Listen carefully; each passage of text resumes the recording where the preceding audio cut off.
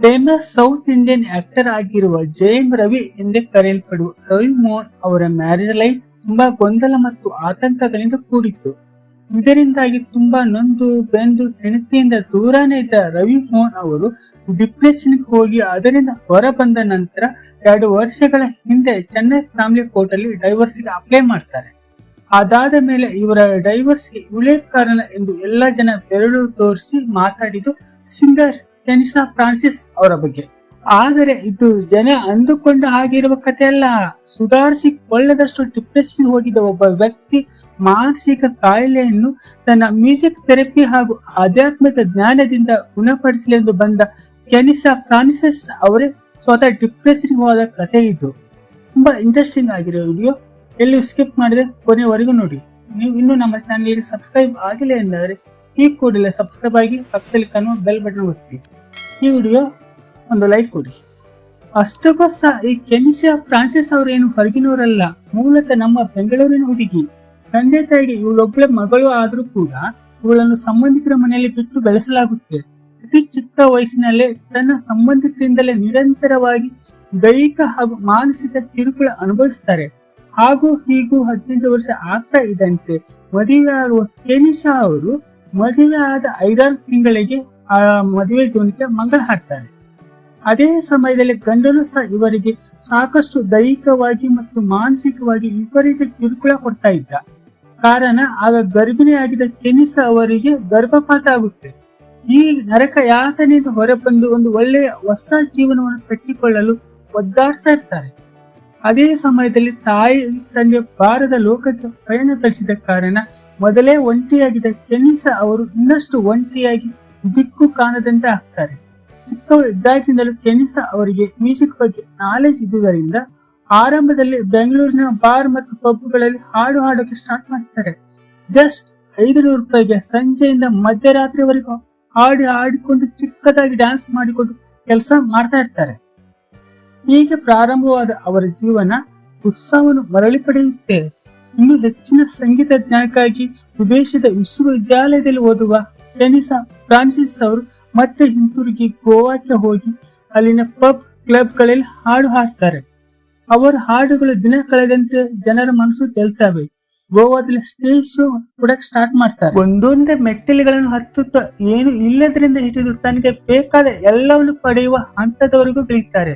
Stage ಶೋಗಳು famous ಆಗ್ತದೆ ಅಂತ ಇವರು ಸಹ ಬಿಜಿ ಆಗ್ತಾರೆ. ಕಂಟಿನ್ಯೂ ಆಗಿರುವ ಬಿಜಿ ಶೆಡ್ಯೂಲ್ ಇವೆಂಟ್ ಗಳಲ್ಲಿ ಕೆಲಸ ಮಾಡುವ ಮೂಲಕ ಇನ್ನೂ ಹೆಚ್ಚಿನ ಹಣ ಸಂಪಾದನೆ ಮಾಡ್ತಾ ಸ್ಟೆಪ್ ಬೈ ಸ್ಟೆಪ್ ಬೆಳೀತಾ ಹೋಗ್ತಾರೆ. ಹಿಂದಿ, ಇಂಗ್ಲಿಷ್, ತಮಿಳು, ತೆಲುಗು ಫಿಲ್ಮ್ಗಳಲ್ಲಿ ಇವರು ಸಾಕಷ್ಟು ಹಾಡುಗಳನ್ನು ಹಾಡ್ತಾರೆ. ಸಾಕಷ್ಟು ಆಲ್ಬಮ್ ಸಾಂಗ್ ಗಳನ್ನು ಕೂಡ ಮಾಡಿರುವ ಕೆನಿಸಾ ಫ್ರಾನ್ಸಿಸ್ ಅವರು ಪಾಪ್, ರಾಕ್, ರ್ಯಾಪ್ ಮೊದಲಾದ ಸಂಗೀತದ ಬಗ್ಗೆ ಸಾಕಷ್ಟು ಜ್ಞಾನ ಹೊಂದಿದ್ದು, ಇವರು ಒಬ್ಬ ಒಳ್ಳೆ ಡ್ಯಾನ್ಸರ್, ಮಾಡೆಲ್ ಮತ್ತು ಆಕ್ಟಿಂಗ್ ಸಹ ಕೆಲವು ಮೂವಿಗಳಲ್ಲಿ ಮಾಡಿದ್ದಾರೆ.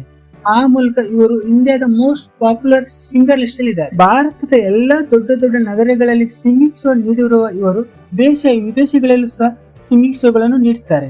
ಹೀಗೆ ಸ್ಟೇಜ್ ಶೋಗಳನ್ನು ನೀಡುವ ಬೆಸ್ಟ್ ಮತ್ತು ಟಾಪ್ ಸಿಂಗರ್ ಅಲ್ಲಿ ಇವರನ್ನು ಒಬ್ಬರಾಗಿ ಈಗ ನಮ್ಮ ಭಾರತದಲ್ಲಿ ಗುರುತಿಸಲಾಗುತ್ತದೆ. ಹೆಂಡತಿ ಕಿರುಕುಳದಿಂದ ಬೇಸತ್ತು ದೂರ ಆಗಿ ಮಾನಸಿಕ ಖಿನ್ನತೆಗೆ ಜಾರಿದ ದಕ್ಷಿಣ ಭಾರತ ಕಂಡ ಅತ್ಯುತ್ತಮ ನಟರಲ್ಲಿ ಒಬ್ಬರಾದ ಜಯಂ ರವಿ ಅವರಿಗೆ ಟ್ರೀಟ್ಮೆಂಟ್ ಕೊಡುವುದಕ್ಕಾಗಿ ಫ್ರಾನ್ಸಿಸ್ ಅವರನ್ನು ಚೆನ್ನೈಗೆ ಕರೆಸಿಕೊಳ್ಳಲಾಗುತ್ತೆ. ನಿರಂತರ ಆರೈಕೆ ಅನಂತರ ಸಂಪೂರ್ಣವಾಗಿ ಗುಣಮುಖರಾಗುವ ಜಯಂ ರವಿ ಅವರು ಮುನಿರತ್ನಂ ಅವರ ಫನ್ನಿಯೆಸ್ಟ್ ಸೆಲೋ ಮೂವಿಯಲ್ಲಿ ಆಕ್ಟಿಂಗ್ ಮಾಡ್ತಾರೆ. ಮೊದಲನೇ ಹೀರೋ ಆಗಿ ಮತ್ತೆ ಹಿಟ್ ಮೂವಿಗಳನ್ನು ನೀಡ್ತಾರೆ. ಹಾಗೆ ಡೈವರ್ಸ್ಗೆ ಅಪ್ಲೈ ಮಾಡ್ತಾರೆ. ಈ ಸಮಯದಲ್ಲಿ ನಿಮ್ಮ ಗಂಡ ಹೆಂಡತಿ ಸಮಸ್ಯೆ ಏನೇ ಇದ್ರೂ ಕೂತು ಮಾತಾಡಿ ಬಗೆಹರಿಸಿಕೊಳ್ಳಿ ಅಂತ ಸ್ವತಃ ಕೆನಿಸಾ ಫ್ರಾನ್ಸಿಸ್ ಅವರೇ ಜಯಂ ರವಿಗೆ ಸಜೆಸ್ಟ್ ಮಾಡಿರ್ತಾರೆ. ಆಗ ಕಾರ್ಯಕ್ರಮಗಳಲ್ಲಿ ಜಯಂ ರವಿ ಅವರ ಜೊತೆಗೆ ಸ್ಟೇಜ್ ಹಂಚಿಕೊಂಡ ಕೆನಿಸಾ ಫ್ರಾನ್ಸಿಸ್ ಅವರು ಫುಲ್ ವೈರಲ್ ಆಗ್ತಾರೆ. ರವಿ ಮೋಹನ್ ಜೊತೆಗೆ ದೇವಸ್ಥಾನಕ್ಕೆ ಹೋಗಿ ಬಂದ ಅವರ ಫೋಟೋಗಳು ಸಹ ಸೋಷಿಯಲ್ ಮೀಡಿಯಾದಲ್ಲಿ ಟ್ರೆಂಡಿಂಗ್ ಆಗ್ತವೆ. ಹೀಗಾಗಿ ಜಯಂ ರವಿ ಸಂಸಾರ ಕೆಡಲು ಇವರೇ ಕಾರಣ ಎಂದು ಭಾವಿಸಿದ ನೆಟ್ಟಿಗರು ಇವರನ್ನು ಮನೆ ಬಂದಂತೆ ಟ್ರೋಲ್ ಮಾಡ್ತಾರೆ. ಮನಸ್ಸಿಗೆ ಬಂದಂತೆ ಎಷ್ಟು ಬೇಕಷ್ಟು ಕೆಟ್ಟದಾಗಿ ಇವರನ್ನು ಪೋರ್ಟ್ರೇ ಮಾಡಿ ಎಲ್ಲರೂ ಇವರ ಬಗ್ಗೆ ಕೆಟ್ಟ ಭಾವನೆ ಬರುವಂತೆ ಬಿಂಬಿಸಲಾಗುತ್ತೆ. ಆದ್ರೆ ವಾಸ್ತವವಾಗಿ ಹೆಂಡತಿಯಿಂದ ದೂರ ಆದ ನಂತರವೇ ಕೆನಿಸಾ ಅವರು ಜಯಂ ರವಿ ಅವರ ಲೈಫ್ ಅಲ್ಲಿ ಬಂದಿರ್ತಾರೆ. ಇವೆಲ್ಲ ವಿಷಯವನ್ನು ತಿಳಿದ ಜಯಂ ರವಿ ಅವರ ಹೆಂಡತಿ ಆರ್ತಿ ಸಹ ಒಂದಿಷ್ಟು ಜನರಿಂದ ಕೆನಿಸಾ ಅವರಿಗೆ ಕಿರುಕುಳ ಆಗುವಂತೆ ಮಾಡ್ತಾರೆ. ಇವರ ಹಿಂದೆ ಒಂದಿಷ್ಟು ಜನರನ್ನು ಬಿಟ್ಟು ಫಾಲೋ ಮಾಡಲು, ಡಿಟೆಕ್ಟಿವ್ ಕೆಲಸ ಮಾಡಲು, ಅವರ ಬಗ್ಗೆ ಇಲ್ಲ ಸಲ್ಲದ ಸುದ್ದಿಗಳನ್ನು ಹರಡಲು ಒಂದಿಷ್ಟು ಜನರ ನೇಮಕವಾಗುತ್ತೆ. ಹೀಗೆ ವ್ಯವಸ್ಥಿತವಾದ ಪಿತೂರಿಗಳಿಂದ ಮತ್ತು ನಿರಂತರ ತೇಜಾವಧಗಳಿಂದ ಕುಗ್ಗಿ ಹೋಗಿರುವ ಕೆನಿಸಾ ಈಗ ಚೆನ್ನೈ ಸಹವಾಸವೇ ಬೇಡ ಅಂತ ಅಲ್ಲಿದ್ದ ತಮ್ಮ ಮನೆ ಖಾಲಿ ಮಾಡಿ ನಾರ್ತ್ ಇಂಡಿಯಾ ಕಡೆ ಹೋಗಿದ್ದಾರೆ. ಎಷ್ಟೋ ಸಲ ನಾವಿಬ್ಬರು ಫ್ರೆಂಡ್ ಅಷ್ಟೇ ಅಂತ ಇಬ್ಬರು ಹೇಳಿದ್ರು ಸಹ ಅವರಿಗೆ ಸಂಬಂಧ ಕಲ್ಪಿಸಿ ಮಾತಾಡುವ ಮಾತುಗಳು ಇನ್ನು ಜಾಸ್ತಿನೇ ಆಗ್ತಾ ಇದ್ದಾವೆ. ನನ್ನ ಮೆಚ್ಚಿನ ಮ್ಯೂಸಿಕ್ ಥೆರಪಿ ಟ್ರೀಟ್ಮೆಂಟ್ ನಾನು ತುಂಬಾ ನಂಬಿದ ವ್ಯಕ್ತಿ ಈ ಎಲ್ಲವನ್ನು ಬಿಟ್ಟು ಹೋಗ್ತಾ ಇದ್ದೀನಿ. ಸೋಷಿಯಲ್ ಮೀಡಿಯಾ ಕಿರುಕುಳದಿಂದ ವಾಪಸ್ ಬರಲಾಗದಷ್ಟು ಮಾನಸಿಕ ಖಿನ್ನತೆಗೆ ಒಳಗಾಗಿದ್ದೀನಿ. ಆದ್ರಿಂದ ನನ್ನನ್ನು ನಾನು ಮತ್ತೆ ಮರಳಿ ಪಡೆಯಲು ನನಗೆ ಪ್ರವೇಶಿ ಬೇಕೇ ಬೇಕು. ಮತ್ತೆ ಮತ್ತೆ ನಾನು ಒಳ್ಳೆಯವಳು ಅಂತ ಪ್ರೂವ್ ಮಾಡಕ್ ಹೋಗಲ್ಲ. ಇನ್ನು ಮುಂದೆ ನನ್ನಷ್ಟಕ್ಕೆ ನಾನು ಮೌನವಾಗಿರ್ತೀನಿ. ಸಂಚುಕೋರರನ್ನು, ಮೋಸಗಾರರನ್ನೇ ಹೆಚ್ಚಾಗಿ ನಂಬುವ ಈ ಜಗತ್ತಿಗೆ ನಾನೆಷ್ಟು ಎಂದು ವಿವರಣೆ ಕೊಡ್ಲಿ? ನಿಜವಾದ ಪ್ರೀತಿ ವಿಶ್ವಾಸವನ್ನು ಗೌರವಿಸಿದ ಜನಕ್ಕೆ ನಿಜಕ್ಕೂ ಈಗ ತುಂಬಾ ಖುಷಿಯಾಗಿರುತ್ತೆ ಎಂದು ಇನ್ಸ್ಟಾಗ್ರಾಮ್ ಅಲ್ಲಿ ಪೋಸ್ಟ್ ಮಾಡಿರುವ ಕೆನಿಸಾ ಫ್ರಾನ್ಸಿಸ್ ಅವರು ಈಗ ಎಲ್ಲಿ ಹೋಗಿದ್ದಾರೆ, ಎಲ್ಲಿದ್ದಾರೆ ಅನ್ನೋದು ಸ್ವತಃ ಜಯಂ ರವಿ ಅವರಿಗೂ ಕೂಡ ಗೊತ್ತಿಲ್ಲ. ಇದಾಗಿತ್ತು ಇವತ್ತಿನ ವಿಡಿಯೋ.